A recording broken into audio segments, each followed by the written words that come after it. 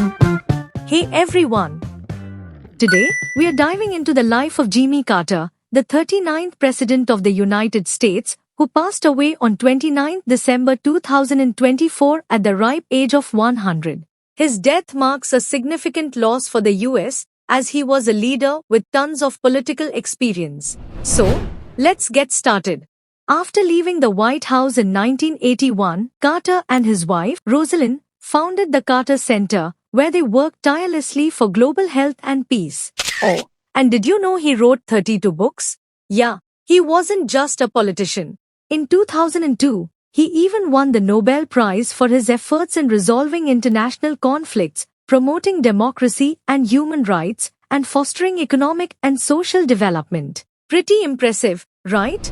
First, let's talk about his relationship with China. Back in 1979, Carter made history by welcoming Deng Xiaoping, the first Chinese communist leader to visit the US.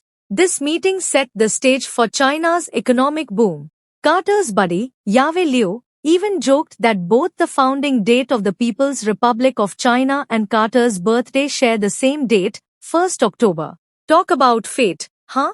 Even after his presidency, Carter maintained a great relationship with China, helping foster peace between Washington and Beijing. He believed that isolating communist China was a bad idea and pushed for the 1979 agreement, which led to a strong friendship.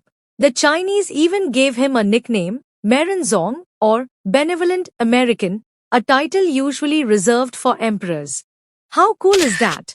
Carter first time go to China in 1949 during the Civil War as a young naval officer.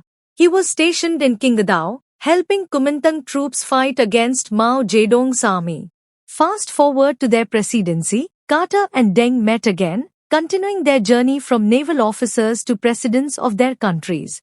Former US President Richard Nixon, his Secretary of State Henry Kissinger, and their strategic moves with China and the Soviet Union. So, back in the day, Nixon and Kissinger saw an opportunity to drive a wedge between Mao's China and the Soviet Union by exploiting the issues between Beijing and Moscow. This clever move eventually led to a close relationship between Jimmy Carter and Deng Xiaoping. Fast forward to late 1978, Carter and Deng announced that starting 1 January 1979, the US and China would officially recognize each other and maintain diplomatic relations. This was a game changer, but not everyone was happy about it. Taiwan, which claimed to be the true government against Mao's China, wasn't thrilled. The US had been supporting Taiwan, and Carter's friendship with China made him a controversial figure. The US had previously recognized Taiwan, but later accepted the Beijing-based Chinese government and adopted the One China policy, which remains the foundation of US-China relations today. Congress, however, wasn't too pleased with Carter's decisions and enforced laws to provide arms to Taiwan, creating a lasting conflict in US foreign policy. Historians argue that Carter's decisions helped organize global power, aligning the US and China against the Soviet Union, leading to peace and economic growth in East Asia. Carter's relationship with China continued throughout his life, with multiple tours to China even after his presidency. In 2008, Carter and his wife Rosalind visited China to help build shelters for those affected by the Sichuan earthquake. In 2014, Carter was warmly welcomed by local officials and universities during his visit. Next, let's shift gears to Carter's experiences with Iran. Iranians weren't too fond of him, calling him the architect of sanctions and saying he will rot in hell. Ouch! After the Islamic Revolution in 1979, Carter imposed economic sanctions on Iran. He had a close relationship with Iran's last Shah, Mohammad Reza Pahlavi, and even visited Iran in 1977, seeing it as an island of stability in a troubled world. However, things went south after Ayatollah Khomeini's revolution. On 4 November 1979, Khomeini students attacked the US embassy and took 53 hostages. They demanded the handover of the overthrown Shah, who was getting cancer treatment in Washington.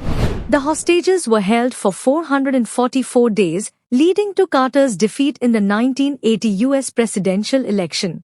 Carter launched a rescue mission in April 1980, which ended tragically with the deaths of 8 U.S. servicemen. This event led to Washington officially cutting ties with Tehran in 1980. The hostages were finally released on 20th January 1981, the day Ronald Reagan took office. Today, the former U.S. embassy is changed as a museum in Iran, where Carter's photo hanging in the ambassador's office. Sanctions on Iran continued until the 2015 JCPOA agreement lifted them, but they were reimposed by President Trump in 2018. In a 2014 CNBC interview, Carter said that if he had taken more aggressive military action during the hostage crisis, he might have been re-elected. He believed that while the US had the power to wipe Iran off the map, it would have resulted in many innocent deaths, including the hostages. Carter was a leader who thought about the future and made decisions with long-term consequences in mind. That's a wrap for today's video. If you enjoyed learning about Jimmy Carter's fascinating life and his relationships with China and Iran, make sure to like, comment, and subscribe for more interesting stories from history. Catch you in the next one.